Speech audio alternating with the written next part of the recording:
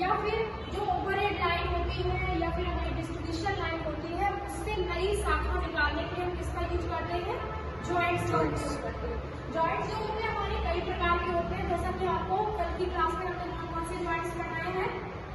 पहला आपको पढ़ाया है ट्विस्टेड जॉइंट, जिसे रैट टेल या पिग टेल भी कहते हैं। इसके अलावा दूसरा हमने आपको पढ़ा है वैलिड जॉइंट, और तीसरा आपको कल कौन सा पढ़ाया था? T joint. आज हम उसके आगे क्या क्या आपको बताए हैं? Britannia joint, Britannia T joint और वेस्टर्न यूनियन जॉइंट। अब देखिए ब्रिटानिया जोड़ क्या है? ब्रिटानिया जोड़ ही हमारा दो प्रकार का होता है। पहला तो हम नॉर्मली ब्रिटानिया जोड़ को समझेंगे, दूसरा हम क्या समझेंगे? ब्रिटानिया टी जॉइंट को। ब्रिटानिया जॉइंट में आपका होता क्या है? इसमें हम 3 कंडक्टर लेते हैं। 3 कंडक्टर का अर्थ आपका क्या होगा? 3 वायर लेते हैं। इसमें से 2 कंडक्टर या 2 वायर जो होते हैं हमारे, वो कितने होते हैं? 4 mm या फिर उससे ज्यादा मोटाई के होते हैं। ठीक है, उनके मतलब सिरे को हम क्या कर देते हैं? 90 डिग्री पे मोड़ देते हैं। किससे मोड़ेंगे? क्योंकि ये जो वायर हमारा 4 mm का है या फिर उससे ज्यादा का है, तो इसके मोड़ने के लिए हम प्लायर का यूज करेंगे। अब इनके एक एक सिरों को हम क्या कर दिए, जैसा कि चित्र में बना है कि 90 डिग्री पे मोड़ दिए। मोड़ने के बाद हम जो तीसरे नंबर का कंडक्टर या वायर होगा, उससे हम इसको क्या करेंगे? बांधेंगे, और इसकी गांठ को पक्का करने के लिए हम इसमें क्या करते हैं? सोल्डरिंग करते हैं। ठीक है, अब इसका यूज कहाँ पे करते हैं?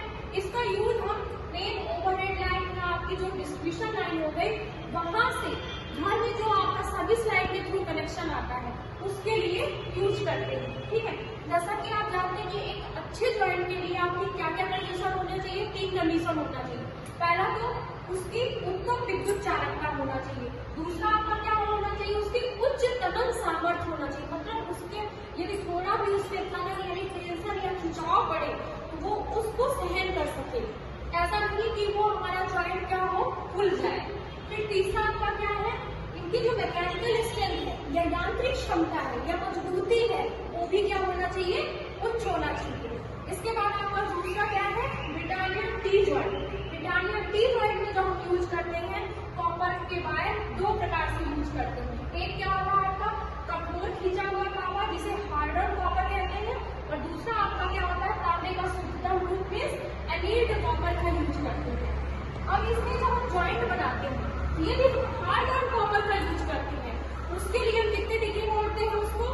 जैसे कि आपने ब्रिटानिया जॉइंट बस में पढ़ा कि 90 डिग्री पे उसके सिरे को मोड़ते हैं, तो इसमें हम मोड़ते हैं 90 डिग्री में। और जो हमारा क्या होता है? एनीड कॉपर होता है, उसको मोड़ते हैं 180 डिग्री पे मोड़ते हैं।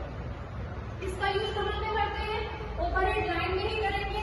ओवरहेड लाइन से आपके घर में जो कनेक्शन आता है, किसके थ्रू आता है?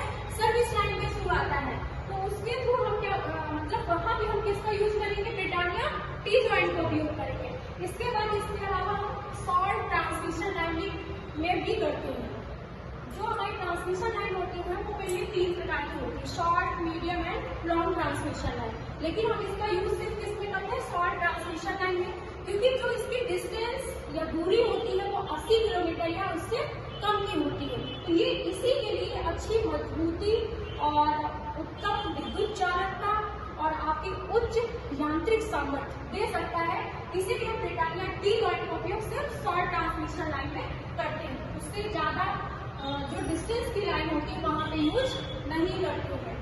इसके बाद आपका तीसरा कौन सा पढ़ा है? Western union joint. ये इसे हिंदी में बोलते हैं पश्चिम संघ जॉइंट। इसका उपयोग भी हम किसमें करते हैं? ओवरहेड लाइन में करते हैं। और ओवरहेड लाइन में कहाँ पे करते हैं?